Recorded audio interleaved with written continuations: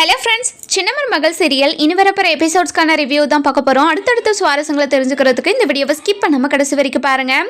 ராஜாங்கோ விருந்து ஏற்பாடு பண்ணியிருக்காரு இல்லையா, அந்த விருந்து சரியாக நடக்கக்கூடாது, ராஜாங்கத்தை ஊர் முன்னாடி நிற்க வச்சு அசிங்கப்படுத்தணும் அப்படின்ற நோக்கத்தோடையே சாவித்திரியும் தாமரையும் அங்கே இருந்த சாம்பாரில் அதாவது கரப்பாம்பூச்சியும் பல்லியும் போட்டு விட்டுடுறாங்க. போட்டு விட்டுட்டு மக்கள்கிட்டையும் இந்த விஷயத்த சொல்லிடுறாங்க. சொன்ன உடனே மக்களெல்லாம் பயங்கர பயத்தோடு வந்து அந்த சாம்பாரை பார்க்குறாங்க. பார்த்த உடனே பல்லியெல்லாம் கிடக்குது. பார்த்துட்டு மக்கள் எல்லாருமே பயங்கர ஷாக்ல, இங்க பாருங்க ஐயா, நீங்க விருந்து ஏற்பாடு பண்ணியிருக்கீங்க, அந்த விருந்தெல்லாம் சாப்பிடலான்னு ரொம்பவே ஆசையா வந்தோம் ஐயா, ஆனா எங்களுக்கு இப்படி ஒரு விருந்தை ஏற்பாடு பண்ணியிருக்கீங்களே ஐயா அப்படின்னு ஒவ்வொருத்தரும் ஒவ்வொரு மாதிரி பேச ஆரம்பிச்சிடுறாங்க. இதெல்லாம் கேட்ட ராஜாங்கத்துக்கு பயங்கரமா மடம் உடைச்சல்ல. இங்க பாரியா சேதோ, இதுல எப்படி பூச்சி பல்லியெல்லாம் விழுந்துச்சு அப்படின்னு கேட்கவும், இங்க பாருங்கப்பா, இப்பதான்ப்பா நானும் சாம்பார் ஊத்திட்டு வந்தேன், இப்போ வரைக்குமே அந்த சாம்பார்ல எதுவுமே இல்லை, ஆனா இப்பதான் இருக்கு அப்படின்னு சொல்லவும், இதை கேட்ட ராஜாங்கத்துக்கு டவுட் வருது. அதுக்கப்புறம் தமிழ்ச்செல்வி இருந்துட்டு, இங்க பாருங்க மாமா, இதுல ஏதோ சதி இருக்குன்னு தான் எனக்கு தோணுது, இவங்க நின்றுட்டு இருக்காங்க பாத்தீங்களா உங்க தங்கச்சி, இவங்க தான் ஏதாச்சும் சதி பண்ணியிருப்பாங்களோன்னு எனக்கு தோணுது அப்படின்னு சொல்லவும், இதை கேட்ட ராஜாங்கத்துக்கு பயங்கர கோவம் வருது. அதுக்கப்புறம் சாவித்திரி இருந்துட்டு, இங்க பாரு தமிழ்ச்செல்வி, என் மேல இருக்கிற கோவத்தை எதுக்காக இதெல்லாம் காட்டுற, இத்தனை பேர் சாப்பிட்ற சாப்பாடுல யாராச்சும் பல்லியும் கரப்பாம்பூச்சியும் போடுவாங்களா, மனசாட்சி இல்லாதவங்க யாராச்சும் போடுவாங்களா அப்படின்னு கேட்கவும், உங்களுக்கு தான் மனசாட்சி இருந்து ஒன்று இல்லவே இல்லையே, நீங்க கண்டிப்பா போட்டிருப்பீங்க, இது வரைக்கும் இல்லாத அந்த சாம்பார்லாம் இல்லாத பல்லியும் கரப்பாம்பூச்சியும் இதுல மட்டும் எப்படி வந்துச்சு, உங்களை யாராச்சும் சாப்பாடு போட கூப்பிட்டாங்களா, எதுக்காக நீங்க சாப்பாடு போட வந்தீங்க அப்படின்னு பாயிண்டா நம்ம தமிழ்ச்செல்வி எடுத்து வைக்கவும், இதுல நம்ம தாமரை மிரண்டு போயிடுறாங்க. அதுக்கப்புறம் தாமரை வந்து திருன்னு முழிக்கிறத பார்த்த நம்ம அப்பத்தா இருந்துட்டு, இங்க பாருங்கடி, நீங்க தான் இந்த வேலையை பண்ணியிருக்கீங்கன்னு எனக்கு நல்லாவே தெரியுது, ஒழுங்கு மரியாதை உண்மையை சொல்லிடுங்க, நீங்க உண்மையை மட்டும் சொல்லலை அவ்வளவுதான் உங்களுக்கு மரியாதை அப்படின்னு சொல்லவும், இதை கேட்ட ராஜாங்க இருந்துட்டு, இங்க பாருங்க தான், இந்த விஷயத்த இவங்க தான் பண்ணியிருக்காங்கன்னு தெரிஞ்சது, இவங்களை நான் சும்மாவே விட மாட்டேன் அப்படின்னு சொல்றாங்க. ஊர் மக்கள் எல்லாருமே பயங்கர கோவத்தோட, இங்க பாருங்கம்மா, நீங்க தான் இந்த விஷயத்த பண்ணீங்களா அப்படின்னு ஒவ்வொருத்தரும் கேள்வி கேட்க ஆரம்பிச்சிடறாங்க. சாவித்திரிக்கும் தாமரைக்கும் என்ன பேசுறதுனே தெரியல, திருன்னு முடிச்சுக்கிட்டு இருக்காங்க. அந்த நேரம் பார்த்து காவியா வராங்க. வந்த உடனே, இங்க பாருங்க மாமா, இவங்க தான் இதை பண்ணது, இவங்க கொஞ்ச நேரத்துக்கு முன்னாடி கவரை ஏதோ வச்சுக்கிட்டு இருந்தாங்க, என்ன ஏதுன்னெல்லாம் தெரியல, அதை தான் எடுத்துட்டு வந்து இதுல போட்டிருக்காங்க, இவங்க தான் இந்த அதாவது இந்த விருந்தே சரியா நடக்கக்கூடாது, நம்மளை அசிங்கப்படுத்தணும், இப்போ ஊர் முன்னாடி வச்சு இவங்க 2 பேரையும் அசிங்கப்படுத்தணும் இல்லையா, அதனால இந்த விருந்து நடக்காம போயிட்டு நம்ம எல்லாரும் அசிங்கப்பட்டு நிற்கணும் இல்லையா, அதுக்காக தான் மாமா இதெல்லாம் பண்ணியிருக்காங்க அப்படின்னு காவியை ஃபுல்லாவே உடச்சு பேசிடுறாங்க. இதை கேட்ட நம்ம ராஜாங்கத்துக்கு பயங்கர கோவம் வருது. வந்த உடனே, சாவித்திரி, நான் பொறுமையா இருக்கிற போதே நீ உண்மையை சொல்லிடு அப்படின்னு சொல்றாங்க. இதை கேட்ட நம்ம தாமரை இருந்துட்டு பயத்துல உண்மையை சொல்லிடுறாங்க.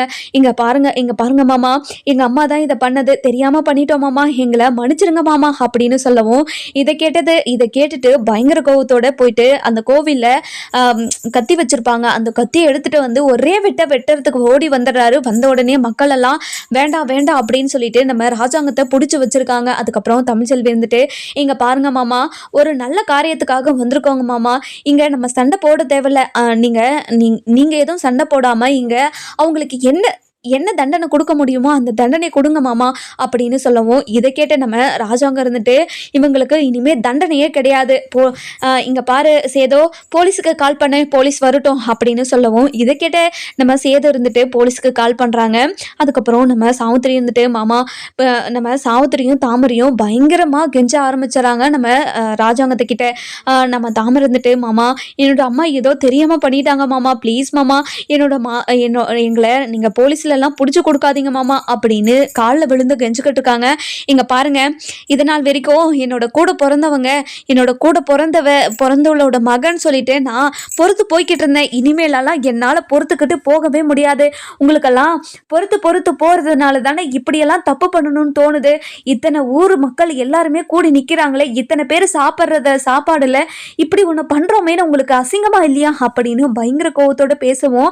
அதுக்கப்புறம் மக்கள் எல்லாம் நம்ம சாவித்திரியை திட்ட ஆரம்பிச்சிடுறாங்க.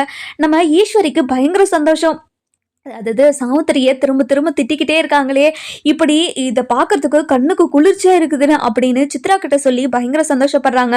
அதுக்கப்புறம் போஸ் இருந்துட்டேம்மா, கண்டிப்பா உங்க அத்தாச்சி, அதாவது அவன் அத்தை வந்து இனிமே வீட்டுக்குள்ள வரவே வராதுமா, கண்டிப்பா அவ்வளோ கோவத்துல இருக்காரு அப்படின்னு நம்ம போஸ் ஒரு பக்கம் சொல்லவும், அதுக்கப்புறம் சேது வந்து போலீஸுக்கு கால் பண்ணி வர சொல்லிடுறாங்க. போலீஸும் அந்த வேலை வந்துகிட்டு இருக்கு. அதுக்கப்புறம் ராஜாங்க இருந்துட்டு, என்ன சேதோ போலீஸுக்கு கால் பண்ணிட்டா, போலீஸ் எங்க இருக்காங்களாம் அப்படின்னு கேட்கவும், இங்க இன்னும் கொஞ்ச நேரத்துல வந்துருவாங்கப்பா அப்படின்னு சொல்றாங்க. அதுக்கப்புறம் நம்ம சாவித்திரி இருந்துட்டு, என்னையா சேதோ, நீயும் என்ன போலீஸ்ல பிடிச்சு கொடுக்க அதாவது போலீஸுக்கு ஃபோன் பண்ணியிருக்கேயா, நீயாவது உங்க அப்பா கிட்ட சொல்லியா, சொல்லி இனிமே நான் எந்த தப்பும் பண்ண மாட்டேன்னு உங்க அப்பா கிட்ட சொல்லியா சேது அப்படின்னு சேது கையை பிடிக்கவும், சேது இருந்துட்டு, இச்சி கீழே விடுங்க, கையை விடுங்க அப்படின்னு பயங்கர கோவத்தோட கையை தட்டி விட்டுடுறாங்க. விட்ட உடனே, என்னையா சேதோ நீயும் இப்படி பண்றியே அப்படின்னு சொல்லவும், இப்படி ஒரு கேவலமான வேலை பண்றதுக்கு உங்களுக்கு எப்படி மனசு வந்துச்சு? ஊர் மக்கள், குழந்தைங்க எத்தனை பேர் இந்த சாப்பாடு சாப்பிட்றதுக்காக வந்திருக்காங்க. இப்படி ஒரு சாப்பாட்டில் இப்படி ஒரு விஷயத்த பண்ணியிருக்கீங்களே, உங்களுக்கு அசிங்கமா இல்லை, அவமானமா இல்லை? நீங்கள் எதுக்காக உயிர் வாழ்கிறீங்க? அப்படியே போய் செத்துருங்க அப்படின்னு சொல்கிறாங்க. என்ன சேதோ இப்படியெல்லாம் பேசுகிற, வேற எப்படி பேச சொல்கிறீங்க? இப்படி ஒரு கேவலமான ஜென்மத்துக்கெல்லாம் இப்படி தான் பேசணும் அப்படின்னு பயங்கர கோவத்தோடு திட்டிக்கிட்டே இருக்கவும், அந்த நேரம் பார்த்து போலீஸ் வந்துடுறாங்க. வந்த உடனே, சார் சொல்லுங்கள் சார் அப்படின்னு ராஜாங்கத்துக்கிட்ட வந்து நிற்கவும், இங்கே பாருங்க, இத்தனை பேர் சாப்பாடு அதை சாப்பிட இருந்ததில் பல்லியும் கரப்பாம்பூச்சும் போட்டு இந்த விருந்தவை கெடுத்து விட்டுட்டான். அது மட்டும் இல்லாமல் காலையில் நடந்த விஷயத்தெல்லாம் சொல்லி இவங்களை 4-5 வருஷத்துக்கு வெளியே விடாதீங்க அப்படின்னு சொல்லி போலீஸ்கிட்ட பிடிச்சி கொடுத்துட்றாங்க. அதுக்கப்புறம் சாவித்திரியும் தாமரையும் போயிட்டு ராஜாங்கத்துக்கு காலில் விழுந்து, எங்கே பாருங்க மாமா, நான் பண்ணது தப்பு தான் மாமா, இனிமேல் நாங்கள் எந்த தப்பும் பண்ண மாட்டோம் மாமா, ப்ளீஸ் மாமா, எங்களை போலீஸ்கிட்ட மட்டும் பிடிச்சி கொடுத்துடாதீங்க மாமா அப்படின்னு காலில் விழுந்து கதறிக்கிட்டு இருக்காங்க. அதுக்கப்புறம் ராஜாங்க இருந்துட்டு, இங்கே பாருங்கம்மா, இவங்கள ஃபஸ்ட்டு கூட்டிகிட்டு போங்க அப்படின்னு போலீஸ்கிட்ட சொல்லுவோம். போலீஸ் இருந்துட்டு நம்ம தாமரையும் அதுக்கப்புறம் யாரு நம்ம சாவித்திரியையும் பிடிச்சி இழுத்துக்கிட்டு போயிட்டு ஜீப்பில் உட்கார வைக்கிறாங்க. இதை பார்த்துட்டு இருந்த ஈஸ்வரிக்கு அப்படியே கண்ணு குளிர்ச்சியாக இருக்குது. நம்ம ஈஸ்வரி கிட்ட போகிறாங்க. என்ன ஆத்தாச்சி, ரொம்ப ஜாலியாக இருக்கீங்க போலியே, நல்லா மாமியார் வீட்டுக்கு போயிட்டு நல்லா சாப்பிட்டுட்டு அடி வாங்கிட்டு வரீங்களா அப்படின்னு கிண்டல் பண்ணுவோம். இதை கேட்ட சாவித்திரிக்கு பயங்கர கோவம் வருது. இங்கே பாருங்க மதனி, கண்டிப்பாக உங்களுக்கும் இந்த நிலைமை வரும். ஒரு நாள் நீங்களும் இந்த நிலைமையில இருப்பீங்க. அப்போ நான் உங்களை பார்த்து இந்த மாதிரி சிரிச்சுக்கிட்டு இருப்பேன். எங்களுக்கு ஏதாச்சும் ஹெல்ப் பண்ணால் நானும் உங்களுக்கு ஹெல்ப் பண்ணுவேன். ஆனால் இப்படி கேவலமாக பண்ணிக்கிட்டு இருக்கீங்களே, உங்களுக்கு கேவலமா இல்லை? நீ கேவலமான வேலையை பண்ணிட்டு என்ன கேவலமா இல்லையான்னு என்ன கேட்குறியா அத்தாச்சி அப்படின்னு சொல்லவும், அதுக்கப்புறம் மாற்றி மாற்றி பேசிக்கிட்டே இருக்காங்க. அதுக்கப்புறம் காவியா வராங்க. வந்த உடனே போலீஸ்கிட்ட, இங்கே பாருங்கள் மேடம், இவங்க 3 பேருமே இவங்களும் பெரிய தப்பு பண்ணிக்கிட்டு இருக்காங்க, இவங்களையும் கூட்டிகிட்டு போயிட்டீங்கன்னா கொஞ்சம் நல்லா இருக்கும் அப்படின்னு சொல்லவும், இதை கேட்ட நம்ம சாவித்திரிக்கு பயங்கர சந்தோஷம். இங்கே பாருமா காவியா, எங்களுக்கு துணைக்கு ஆள் இல்லை, இவங்க 3 பேரையும் அனுப்பி வச்சிடறியா அப்படின்னு சாவித்திரி ஒரு பக்கம் கேட்கவும், அதுக்கப்புறம் மோகனா இருந்துட்டு ராஜாங்கத்துக்கிட்ட, இங்கே பாருங்க, நீங்கள் கோவப்படாதீங்க, எப்படியோ எல்லாம் யாருமே சாப்பிடாம போயிட்டாங்களா, விடுங்க, நம்ம இவங்களுக்கு எல்லாருக்கும் வேற சாப்பாடு ஏற்பாடு பண்ணிக்கலாம், நீங்கள் கவலைப்படாதீங்க, இப்படி கோவப்படாமல் இருங்கங்க அப்படின்னு சொல்லவும், எப்படி மோகனா கோவப்படாமல் இருக்க முடியும்? இப்படி ஒரு ஜென்மம் என் கூட வந்து பிறந்திருக்குன்னு நினச்சாவே எனக்கு அவ்வளோ அருவருப்பாக இருக்குது, அசிங்கமாக இருக்குது அப்படின்னு ரொம்பவே கோவமாக இருக்கவும், அதுக்கப்புறம் அப்போதான் இருந்துட்டு, இங்கே பாரியா ராஜாங்கம், நல்ல காரியம் நடக்கிற இடத்துல இவ்வளோ தடங்கள் வந்துக்கிட்டே இருக்குதேயா, இந்த தடங்களெல்லாம் பார்த்தாவே எனக்கு ரொம்ப பயமாக இருக்குது, என்ன நடக்குமோ ஏது நடக்குமோ நினச்சாவே எனக்கு மனசெல்லாம் அப்படி பதறதையா அப்படின்னு சொல்லவும், இதை கேட்ட நம்ம ராஜாங்கத்துக்கு, இங்கே பாருங்க அத்தான், எல்லாமே நீ பெற்று வச்சிருக்கல, அதால தான் நடந்ததே அப்படின்னு சொல்கிறாங்க. என்னையா பண்ணுறது, இது என்னோட வயிற்றுல பிறந்துட்டு எதுக்காக இப்படியெல்லாம் தெரிஞ்சுக்கிட்டு இருக்கு, இப்படி ஒரு புத்தி எப்படி வந்துச்சுன்னு தெரியலையே, நான் எங்கே போய் சொல்லுவேன், எங்கே போயிட்டு சொல்லி இந்த ஆதங்கத்தெல்லாம் தீர்த்து பண்ணி எனக்கு ஒன்றுமே புரியலையா அப்படின்னு ராஜாங்கமும் நம்ம அப்பத்தாவும் மாறி மாறி தன்னோட கஷ்டத்தை சொல்லி புலம்பிக்கிட்டு இருக்காங்க. அதுக்கப்புறம் நம்ம சேர்த்து இருந்துட்டு, இங்கே பாருங்கப்பா, நீங்கள் கவலைப்படாதீங்க, அவங்கள தான் பிடிச்சி நம்ம ஜெயிலுக்கு அனுப்பிட்டோம்ல, இனிமேல் எந்த பிரச்சனையும் வராது, இனிமேல் யாராச்சும் தப்பு பண்ணணும்னு நினச்சா கூட அவங்க பயப்படணும், இனிமேல் யாராச்சும் தப்பு பண்ணாங்கன்னா உடனே போலீஸை கூப்பிட்டு அவங்களுக்கு ஒரு 2 வருஷமாவது தண்டனை கொடுக்கணும், ஜெயிலில் களி சாப்பிட்டாதான் அவங்களுக்கு புத்தியே வரும் அப்படின்னு நம்ம சேது சொல்லவும், இதை கேட்டு நம்ம போஸு, நம்ம சித்ரா, அதுக்கப்புறம் ஈஸ்வரின்னு எல்லாரும் பயங்கர ஷாக் ஆயிடுறாங்க. அதுக்கப்புறம் போஸ் இருந்துட்டு, மா நம்ம பண்ண தப்பெல்லாம் மன்னிச்சு விட்டுருக்காங்கம்மா, இல்லைன்னா நம்மளும் போயிட்டு அங்கே களி தான் தின்னுட்டு இருந்திருக்கணும் மா. அதை நினச்சாவே என்னால் நினச்சி கூட பார்க்க முடியலம்மா, அவ்வளோ அவ்வளோ ஒரு மாதிரி டெரராக இருக்கிற மாதிரி இருக்குமா அப்படின்னு சொல்கிறாங்க. இதை கேட்ட நம்ம யாரு நம்ம காவியா இருந்துட்டு, என்ன நீங்களும் ஜெயிலில் களி தின்ற மாதிரி நினச்சிக்கிட்டு இருக்கீங்களா? கூடிய சீக்கிரத்தில் அதுவும் நடக்க போகுது. நீங்கள் மட்டும் நான் சொல்கிறத கேட்டு நடக்காமல் இருந்தீங்கன்னா கண்டிப்பாக நீங்கள் எல்லாருமே ஜெயிலுக்கு போயிட்டு களி தான் தின்ன போகிறீங்க அப்படின்னு காவியா சொல்லவும், இதை கேட்ட நம்ம ஈஸ்வரி இருந்துட்டு, இங்கே பாரு மருமகளே, என்னோட பையன் தான் உன்னோட பேச்சு கேட்குறான்னு சொல்லிட்டான்ல, அதுக்கப்புறமா நீ ஏன் என்னோட பையன் மேலே இவ்வளோ கோவமாக இருக்குன்னு எனக்கு ஒன்றும் புரிய மாட்டேங்குது மருமகளே. என் பையன் ரொம்ப நல்ல பையன், நீ சொல்கிறதெல்லாம் செய்வான். யாரு? உங்கள் பையன். உங்கள் பையன் உங்கள் பையனை பற்றியும் உங்களை பற்றியும் உங்கள் மகளை பற்றியும் எனக்கு எல்லாமே தெரியும். தெரிஞ்சிருந்தோம் என்கிட்டே இந்த மாதிரி காதில் பூ சுற்றுற வேலைலாம் வச்சுக்காதீங்க. நீங்கள் ஏதாச்சும் தப்பு பண்ணுறங்கன்னு எனக்கு தெரிஞ்சது, அப்போவே நீங்கள் செத்தீங்க என்கிட்ட அப்படின்னு சொல்லிட்டு கிளம்புறாங்க.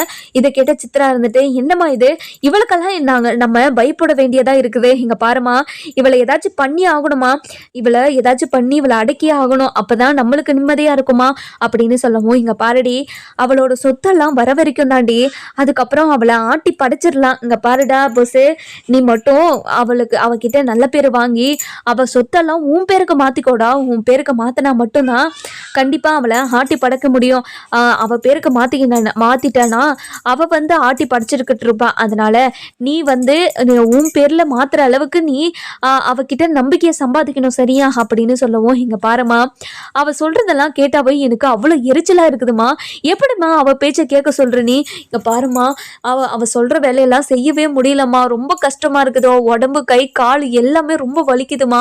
டேய், அதுக்கு தான் நான் உனக்கு டெய்லியும் பணம் கொடுத்து அனுப்புறேன்ல, அவங்க கிட்ட பணத்தை கொடுத்துட்டு நீ பாட்டுக்கு ஜாலியா ராஜா மாதிரி உக்காந்துக்கிட்டு இருடா, அதை கூட உன்னால பண்ண முடியாதாடா அப்படின்னு சொல்லவும், இங்க பாருமா, இந்த விஷயம் அதாவது காவியாவுக்கு தெரிஞ்சிச்சுன்னா காவியா பயங்கர கோவப்படுவாமா. அதுக்கப்புறம் இனிமே நம்ம வீட்டிலேயே இருக்க முடியாது, அதுக்கப்புறம் ஜெயிலில் தான் இருக்கணும். இந்த விஷயம் யாருக்குமே தெரியாத மாதிரி பார்த்துக்கணுமா. டேய், இங்கே பாருடா, நீ புத்தியோடு இருந்தனா நீ பொழைச்சிக்கிற, நீ புத்தி இல்லாமல் இந்த மாதிரி தெரிஞ்சுக்கிட்டு அலைஞ்சிக்கிட்டு இருந்தனா எனக்கு என்ன? அம்மா சொல்கிற பட்ச ஏதாவது கேட்டா தானே, கேட்டிருந்தா இப்படி ஒரு நிலைமை உனக்கு வந்திருக்குமாடா, நீ நல்லா இருந்திருப்பில்ல அப்படின்னு சொல்லவும், இதை கேட்டுட்டு இருந்த நம்ம சித்ரா இருந்துட்டு, இங்கே பாருடா போஸு, உன்னோட வாழ்க்கை அவ்வளோதான், நான் முடிஞ்சிருச்சு, கண்டிப்பாக அவளை திருத்தவே முடியாது, உன்னையும் திருத்த முடியாது. நீ திருந்தாத ஒரு ஜென்மம், நீ ஏதாச்சும் தப்பு பண்ணி அவகிட்ட மாட்டிப்ப, அவன் உனக்கு தண்டனையா கொடுத்து சாகடிச்சுக்கிட்டு இருப்பா, நீ தண்டனை அனுபவிச்சுக்கிட்டே தாண்டா இருக்கணும், நீ திருந்துற பாடே கிடையாது அப்படின்னு நம்ம சித்ரா சொல்லிட்டு அந்த இடத்த விட்டு கிளம்புறாங்க. இதை கேட்ட போஸ் இருந்துட்டு, என்னம்மா அக்கா இப்படி சொல்லிட்டு போகுது அப்படின்னு சொல்லவும், என்னடா தப்பா சொல்லிட்டாவ, அவ கரெக்டா தான் சொல்றா அப்படின்னு சொல்லிட்டு நம்ம சித்ராவும் ஈஸ்வரியும் போயிடுறாங்க. போன உடனே என்ன இவங்க நம்மளை யாருமே புரிஞ்சுக்கவே மாட்டாங்களே, நம்மளை புரிஞ்சுக்காம இப்படியெல்லாம் பேசிக்கிட்டு இருக்காங்களே, நம்மளை புரிஞ்சுக்கிறவங்க இந்த உலகத்துல எங்க தான் யாரு தான் இருக்காங்க அப்படின்னு தலையை சொரிஞ்சுக்கிட்டே மேலே பார்த்துக்கிட்டு பேசிட்டே போறாங்க. அந்த நேரம் பார்த்து மலர் வராங்க. மலர் வந்த உடனே மலரை இடிச்சிடுறாங்க. இடிச்ச உடனே பயங்கர கோவத்துல, அறிவே இல்லையா உனக்கு, எதுக்காக கண்ணு கூட தெரியாம இடிச்சுக்கிட்டு இருக்க அப்படின்னு பயங்கர கோவத்தோட பேசுவோம். இங்க பாரு, நான் எங்க இடிச்சேன், எதுக்காக இப்படி கத்தி பேசுற, நீ என் மேல மோதிட்டு இப்போ நீ ஏன் என்கிட்ட கத்திக்கிட்டு இருக்கியா அப்படின்னு மலரை ரொம்பவே கேவலப்படுத்தி பேசிக்கிட்டு இருக்கோம். இதை பார்த்துட்டு இருந்த நம்ம காவியா, என்ன இவங்க ரெண்டு பேரும் பேசிக்கிட்டு இருக்காங்க அப்படின்னு சொல்லி என்னன்னு சொல்லி கிட்ட போய் பார்க்குறாங்க. பார்த்த உடனே நம்ம போஸ் இருந்துட்டு நம்ம மலரை ரொம்பவே கேவலப்படுத்தியும் மட்டப்படுத்தியும் பேசிக்கிட்டு இருக்காங்க. இதை கேட்ட காவிக்கு பயங்கர கோவம் போஸ் ஒரே அடி அடிச்சிடுறாங்க. இங்க பாருடா, எதுக்காக மலர் அக்கா கிட்ட இப்படி எல்லாம் பேசிக்கிட்டு இருக்க, அவங்க கிட்ட இப்படி எல்லாம் பேசுறத பார்த்தேன், உன்னை சும்மாவே விடமாட்டேன், தெரிஞ்சுக்கோ, இனிமே இவங்க கிட்ட மரியாதை பேசுற வேலையை பாரு அப்படின்னு பயங்கர கோவத்துல அடிச்சிடுறாங்க. என்னங்க, எதுக்காக இங்க என்னை இப்படி அடிச்சிங்க, அவதாங்க என்னை மோதனா, இப்போ நான் மோதனன்னு சொல்லிட்டு என்கிட்ட சண்டை போட்டுக்கிட்டு இருக்கா. இங்க பாருடா, நீ எப்படி வந்தானே எனக்கு தெரியும், மண்டையை சொரிஞ்சுக்கிட்டு மேலே பார்த்துக்கிட்டு வந்தா எதிரில் வரவங்க எப்படா உனக்கு தெரியும், எதிரில் வரவங்களை இடிக்க தான் செய்வேன், கண்ணை கீழே வச்சுக்கிட்டு போனோம், மேலே பார்த்துக்கிட்டு போனால் இப்படி தாண்டா நடக்கும், உன் மேலே தப்ப வச்சுக்கிட்டு அங்கே மட்டப்படுத்தி பேசிக்கிட்டு இருக்க, உனக்கு அசிங்கமாக இல்லை அப்படின்னு நம்ம காவியா இருந்துட்டு வெள்ளுன்னு வெளுத்துறாங்க. அதுக்கப்புறம் என்ன, நம்ம அதாவது போஸ் ரொம்பவே அசிங்கப்பட்டு அங்கேருந்து கிளம்பிடுறாரு. போன உடனே நம்ம மலர் இருந்துட்டு, "இங்கே பாருங்க, நீங்கள் இப்படி பண்ணுவீங்கன்னு நினச்சி கூட பார்க்கலைங்க" அப்படின்னு சொல்லவும், "இங்கே பாருங்க மலர், என்னோட பேர் காவியா, நீங்கள் காவியானை கூப்பிடுங்க என்ன. நீங்களும் நானும் ஃப்ரெண்ட்ஸு தானே, நீங்கள் என்ன காவியானை கூப்பிடுங்க சரிங்களா" அப்படின்னு சொல்கிறாங்க. "நீங்களும் என்ன மலரனே கூப்பிடுங்க, நீங்கள் வாங்க போங்கன்னு தான் நீங்களும் கூப்பிட்றீங்க, நீங்களும் என்ன காவியான்னு கூப்பிடுங்க சரி, அது மலர்னு கூப்பிடுங்க சரிங்களா" அப்படின்னு 2 பேருமே ஜாலியாக பேசிக்கிட்டு இருக்காங்க. அதுக்கப்புறம் போஸ் இருந்துட்டு போயிட்டு ஈஸ்வரி கிட்ட, "இங்க பாருமா, என்ன மலர் முன்னாடி வச்சு என்ன அசிங்கப்படுத்திட்டாமா, அந்த வேலைக்காரி முன்னாடி என்ன அசிங்கப்படுத்திட்டா, அவ என்ன நினைச்சிருப்பா, இப்படி ஒரு வாழ்க்கைக்காக தான் என்ன விட்டுட்டு போனானா அப்படின்னு என்னை கேவலமா நினைச்சிருக்க மாட்டாளாமா அவ" அப்படின்னு ரொம்பவே அழுகிற மாதிரி சொல்லவும், இதை கேட்ட ஈஸ்வரி இருந்துட்டு, "என்னடா சொல்ற, நீ என்னடா பண்ணாங்க போய்" அப்படின்னு கேட்கவும், "இங்க பாருமா, நான் எதுவுமே பண்ணலமா, நான் போய்கிட்டு இருக்கும்போது அவ தான் வந்து என்னை இடிச்சிட்டு நான் தான் இடிச்சேன்னு என்னை திட்டிக்கிட்டு இருந்தாமா, நீ தாண்டி இடிச்சேன்னு சொல்லி அவளை திட்டிக்கிட்டு இருந்தேன், எதுக்காக அவளை திட்டுறேன்னு சொல்லிட்டு என்னை வந்து ஒரே ஒரு அடி அடிச்சிட்டாமா, அடிச்சுட்டு இனிமே அவகிட்ட மரியாதை பேசுகிற வேலையை வச்சுக்கோ" அப்படின்னு கண்ணா பின்னான்னு என்கிட்ட என்னென்னமோ பேசிக்கிட்டு இருக்காமா. அவள் பேசுறதெல்லாம் பார்த்தா எனக்கு பயங்கர கடுப்பாக இருக்குது, அதுவும் அவள் கூட எவ்வளோ க்ளோஸாக இருக்கான்னு பாருமா, அவள் எவ்வளோ சிரிச்சு சிரிச்சு பேசிக்கிட்டு இருக்கான்னு மட்டும் பாருமா அப்படின்னு நம்ம ஈஸ்வரி இருந்துட்டு அதாவது காவியாவை பார்க்க சொல்கிறாங்க. அதாவது போஸ் காவியாவை பார்க்க சொல்கிறாங்க. பார்த்த உடனேயே சித்ரா இருந்துட்டு, "மா, இவங்க 2 பேரும் இப்படி பண்ணிக்கிட்டு இருக்கிறத பார்த்தா நம்ம தம்பி அதோ கதி தான், இனிமே நம்ம தம்பியே நம்ம சந்தோஷமாவே பார்க்க முடியாது, கண்டிப்பா அவன் கஷ்டப்பட்டுக்கிட்டே தான் இருப்பான்" அப்படின்னு சொல்றாங்க. இதை கேட்ட நம்ம அதாவது ஈஸ்வரி இருந்துட்டு, "நான் அந்த வேலைக்காரிக்கிட்ட சொல்லி இதை அவகிட்ட இருந்து தள்ளி இருக்க சொல்கிறேன், நீ கவலைப்படாதடா" அப்படின்னு சொல்கிறாங்க. அதுக்கப்புறம் நம்ம காவியா இருந்துட்டு, "மலர் வாங்க மலர், நீங்களும் கொஞ்சம் சாப்பிடுவீங்க" அப்படின்னு கூப்பிடுவோம். "இல்லை காவியா, எல்லாருக்கும் பரிமாறிட்டு லாஸ்ட்டாக நம்ம சாப்பிட்டுப்போம் சரிங்களா" அப்படின்னு சொல்லவும், "ரொம்ப சந்தோஷம், வாங்க போகலாம்" அப்படின்னு அங்கே அந்த இடத்த விட்டு போகிறாங்க. போன உடனேயே நம்ம ஈஸ்வரி இருந்துட்டு பயங்கர கோவத்தோட அந்த வேலைக்காரி மலரை ஏதாச்சும் பண்ணி ஆகணும் அப்படின்னு அப்படியே பல்லு கொறிச்சிக்கிட்டு இருக்காங்க. இன்னொரு பக்கம் பார்த்தீங்கன்னா நம்ம ராஜாங்க இருந்துட்டு பயங்கர கோவத்தில் உட்காந்துக்கிட்டு இருக்காங்க.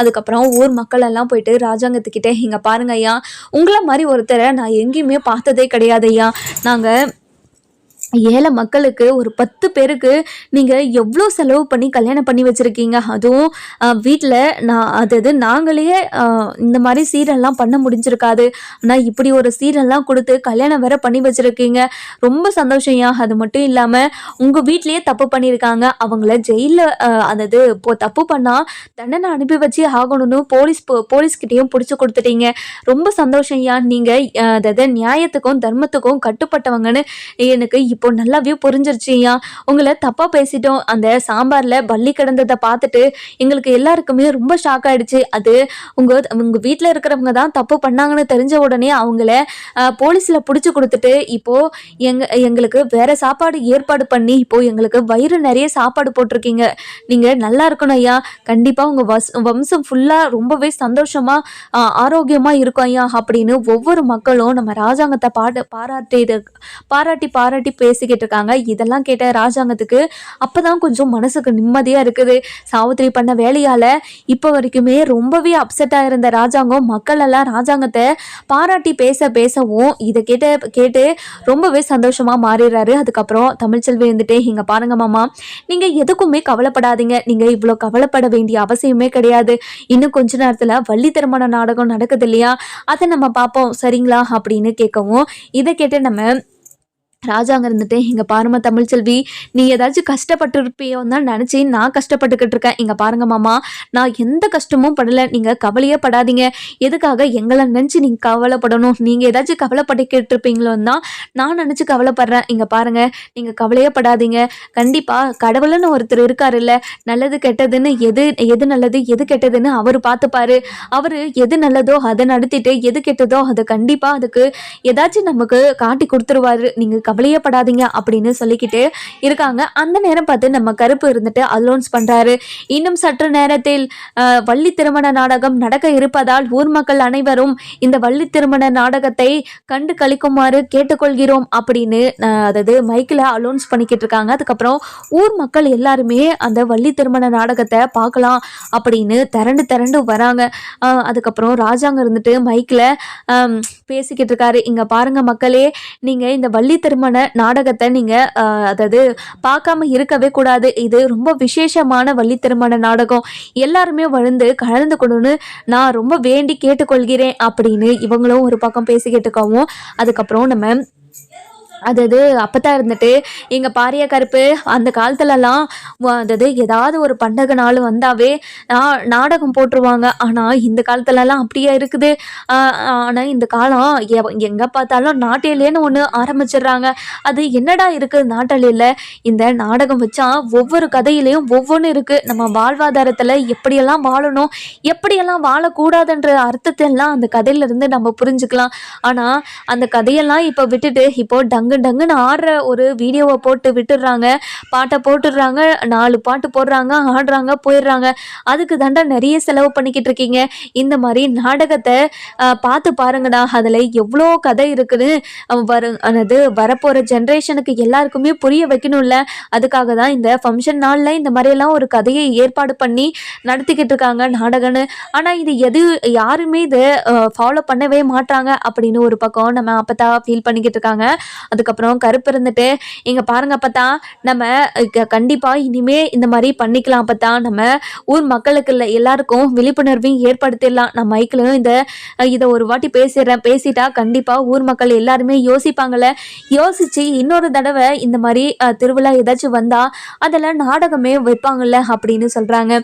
அதுக்கப்புறம் கருப்பு இருந்துட்டு ஊர் மக்களே உங்களுக்கு ஒரு நற்செய்தி. இனிமே அதாவது உங்களுக்கு வருங்காலத்தில் அதாவது நடக்க போகிற எல்லா நிகழ்வுகளையும் தெரிஞ்சுக்கணும், அறிஞ்சுக்கணும் அப்படின்னு மக்களுக்கு தெரிய வைக்கணும் அப்படின்னு தான் இந்த நாட்டிலேயே ஏற்படுத்தி கொடுத்துருக்காங்க. அது இந்த காலத்துலலாம் எல்லாமே மறந்துட்டாங்க. இப்போது நாங்கள் இருந்த காலத்துலலாம் அப்போல்லாம் ஒவ்வொரு பண்டைக்கும் ஒவ்வொன்றுத்துக்கும் ஒவ்வொன்று ஏற்பாடு பண்ணி வச்சுருப்பாங்க. எல்லாமே ரொம்ப சந்தோஷமாக வந்து அந்த கதையெல்லாம் கேட்டுட்டு அந்த கதையில் என்னென்ன இருக்குதுன்னு நுணுக்கமாக கேட்டிருப்பாங்க. ஆனால் இந்த காலத்தில் எங்கே பார்த்தாலும் நாட்டேலேன்னு சொல்லி போயிடுறாங்க. இந்த கதை எல்லாத்தையுமே அதாவது இந்த நாட்டேலேன்றதை எல்லாருமே மறந்துட்டாங்க. அதாவது நாடகன்றதவே எல்லாமே மறந்துட்டாங்க. இந்த நாடகத்தை நீங்கள் பார்த்து பாருங்கள், இதில் என்னென்ன கதை இருக்குது, என்ன ஏதுன்னு எல்லாமே புரியும். இப்போ வர பண்டகை எந்த ஃபங்க்ஷனாக இருந்தாலும் இப்படி ஒரு நாடகத்தை நீங்கள் ஏற்பாடு பண்ணணும்னு உங்களை கேட்டு வேண்டிக் கொள்கிறேன் அப்படின்னு ஒரு பக்கம் நம்ம கருப்பு இருந்துட்டு அதாவது மைக்கில் அலௌன்ஸ் பண்ணிடுறாரு. அலௌன்ஸ் பண்ண உடனே மக்கள் எல்லாம் திரண்டு வந்துக்கிட்டு இருக்காங்க. அதுக்கப்புறம் வள்ளி திருமண நாடகமும் ஸ்டார்ட் பண்ணிடுறாங்க. ஸ்டார்ட் பண்ண உடனே வள்ளி திருமண நாடகம் போட்ட உடனே நம்ம ராஜாங்க வந்துட்டு பயங்கர சந்தோஷம். அந்த வள்ளி திருமண நாடகத்தை ரொம்பவே சுவாரஸ்யமாக பார்த்துக்கிட்டு இருக்காங்க. அதுக்கப்புறம் நம்ம சேது இருந்துட்டு தமிழ் உனக்கு ஏதாச்சும் வேணுமா தமிழ் சொல்லு தமிழ், உனக்கு ஏதாச்சும் வேணும்னா கூட நான் போய் வாங்கிட்டு வரேன், ஏதாச்சும் வேணுமா அப்படின்னு கேட்கவும், இங்கே பாருங்கள் எனக்கு எதுவுமே வேண்டாம், நீங்கள் கொஞ்ச நேரம் அமைதியே இருந்தால் போதும். என்ன தமிழ் காலையிலேருந்து என்கிட்ட மூஞ்சி கொடுத்து கூட பேச மாட்டேற, இப்போ வரைக்கும் என்கிட்ட ஒரு சிரிப்பு கூட சிரிக்க வேலை தெரியுமா, என்ன உனக்கு எதுவுமே பிடிக்கலையா, இன்னைக்கு நடந்தது எதுவுமே உனக்கு பிடிக்கலையா தமிழ் அப்படின்னு கேட்கவும், அப்படியெல்லாம் ஒன்றும் இல்லைங்க எனக்கு பிடிச்சிருக்கு, ஆனால் எதுக்காக இவ்வளோத்தையும் எனக்காக பண்ணணும்னு யோசிக்கிறேன், இன்னும் கொஞ்ச நாள்ல நான் இந்த வீட்டை விட்டு போக போறவ தானே, எதுக்காக இவ்வளோ பண்ணணும் அப்படின்னு சொல்லி கேட்கவும், இதை கேட்ட நம்ம அதாவது யாரு நம்ம சேதுக்கும் பயங்கரமாக ஷாக் ஆகிடுது. என்ன தமிழ் சொல்கிற, என்னை விட்டு பிரிஞ்சு போகலான்னு நீ முடிவே பண்ணிட்டியா அப்படின்னு கேட்கவும், என்னங்க பேசுகிறீங்க நீங்கள், என்ன பேசுகிறீங்க, ஏற்கனவே முடிவு பண்ணது தானே, எனக்கு முன்னாடியே நீங்கள் தானே கோர்ட்டில் போயிட்டு நின்றீங்க, அதுக்கப்புறமா ஏன் இப்படி பேசுகிறீங்க நீங்கள், உங்களுக்கு இப்போ மனசு மாறி இருக்கலாம், ஆனால் எனக்கு மனசெல்லாம் மாறலைங்க, எனக்கு அப்படியே தான் இருக்குது, எப்போவுமே மனசு மாறாது, எனக்கு மனசுன்றது ஒன்று இல்லவே இல்லை, எனக்கு மனசு உடஞ்சி போச்சு அப்படின்னு சொல்கிறாங்க. எங்கள் பாரு தமிழ், நான் பண்ணதெல்லாம் தப்பு தான் தமிழ், அது மட்டும் இல்லாமல் அப்போது நான் குடிச்சிருந்ததில் நான் என்ன பேசுனதுன்னு தெரியல, இப்படி இருக்கும்போது என்ன எதுக்காக நீ இப்படிலாம் பேசுகிற சொல்லு அப்படின்னு சொல்கிறாங்க. அதுக்கப்புறம் அப்போ தான் இருந்துட்டு எங்கள் பாரியா சேதோ எதுக்காக பேசிக்கிட்டு இருக்க, நீ கொஞ்ச நேரம் பேசாமல் அந்த கதையை உத்து கவனி, என்ன சொல்கிறாங்கன்னு கேளு அப்படின்னு சொல்கிறாங்க. சரிங்க அப்பதான் அப்படின்னு அந்த கதையெல்லாம் கேட்டுக்கிட்டு இருக்காங்க. அதுக்கப்புறம் அந்த கதையில் வரதெல்லாம் கேட்டு முடிச்சுட்டு லாஸ்ட்டாக அந்த வள்ளி திருமணம் அப்படின்னு ஒன்று நடக்கும் இல்லையா, அது நடந்து முடிஞ்சிருது. முடிஞ்ச உடனே அந்த வள்ளி திருமணத்தில் அந்த மாலையை போடுவாங்கள்ல, அந்த மாலையை எடுத்து நம்ம ராஜாங்கத்துக்கிட்ட கொடுக்குறாங்க. கொடுத்த உடனே ராஜாங்கம் இருந்துட்டு தமிழ்ச்செல்வி கையிலையும் சேது கையிலையும் கொடுக்குறாங்க. 2 பேருமே மாலையை மாற்றி போட்டுக்கோங்க அப்படின்னு சொல்லவும் நம்ம தமிழ்ச்செல்வி யோசிச்சுக்கிட்டே இருக்காங்க. இங்கே பாரு தமிழ்ச்செல்வி, யோசிச்சுக்கிட்டு இருக்காம அந்த மாலையை சேது கழுத்தில் போடு அப்படின்னு சொல்கிறாங்க. அதுக்கப்புறம் சரி மாமா சொல்கிறாங்களே அப்படின்றதுக்காக நம்ம தமிழ் இருந்துட்டு அந்த மாலையை சேது கழுத்தில் போடுறாங்க. சேது தமிழ்ச்செல்வி கழுத்தில் போடுறாங்க. போட்ட உடனே நம்ம அப்பத்தாக்கு அப்படியே சின்ன குழந்தை மாதிரி ஆயிடுறாங்க. பயங்கர சந்தோஷப்படுறாங்க. அதுக்கப்புறம் அப்பத்தா இருந்துட்டு தமிழ்கிட்ட, இங்கே பாருடி, நீ காலையிலேருந்து மூஞ்ச வேற மாதிரி வச்சுக்கிட்டு இருக்க, கொஞ்சம் கூட மூஞ்சில சிரிப்பே கிடையாதுரே. நீ என்ன நினச்சிக்கிட்டே இங்கே வந்தேன்னு எனக்கு தெரியல. ஆனால் இனிமே இந்த குடும்பத்துக்காக மட்டும்தான் நீ யோசிக்கணும். அது மட்டும் இல்லாமல் உன்னோட புருஷன் பற்றி, உன்னோட குழந்தைங்கள பற்றி மட்டும்தான் யோசிக்கணும். அதை விட முக்கியமான விஷயம், நீங்கள் 2 பேரும் சேர்ந்து வாழ்கிறத பற்றி யோசிங்க சரிங்களா அப்படின்னு சொல்லவும், இதை கேட்ட நம்ம தமிழுக்கு, இங்கே பாருங்க பார்த்தா இதுக்கான முடிவு எப்போவே வந்துருச்சுல்ல. திரும்ப திரும்ப இந்த விஷயத்த பேசி யார் மனசையும் புண்படுத்தக்கூடாதுன்றதுக்காக தான் நான் அமைதியே இருக்கேன். ஏன் அப்பதான் என்ன திரும்ப திரும்ப எல்லாரையும் கஷ்டப்படுத்த வச்சுட்டு இருக்கீங்க? எனக்கு இந்த வாழ்க்கையில விருப்பமே கிடையாது. நான் இந்த வாழ்க்கையை விட்டு போக தான் போறேன் அப்பதான் அப்படின்னு சொல்றாங்க. இதை கேட்ட ராஜாங்கத்துக்கு பயங்கரமா ஷாக் ஆயிடுது. என்ன தமிழ்ச்செல்வி சொல்ற நீ? நீயும் சேதுவும் சேர்ந்து வாழணும்னு எங்களுக்கு ஆசையா இருக்கு. அதனால தானே உங்ககிட்ட உங்ககிட்ட இப்படி கேட்குறோம் அப்படின்னு சொல்லவும், இதை கேட்ட ராஜாங்கத்துக்கு பயங்கரமா ஷாக் ஆயிடுது. அதுக்கப்புறம் என்ன, நம்ம ராஜாங்கம் இருந்துட்டு தமிழ்ச்செல்வி கிட்ட என்ன முடிவு, தமிழ்ச்செல்வி விஷயத்துல என்ன முடிவு எடுப்பாங்க அப்படின்னு நம்ம வர எபிசோட்ல பார்க்கலாம். இந்த வீடியோ உங்களுக்கு பிடிச்சிருந்தா லைக் பண்ணுங்க, சப்ஸ்கிரைப் பண்ணுங்க.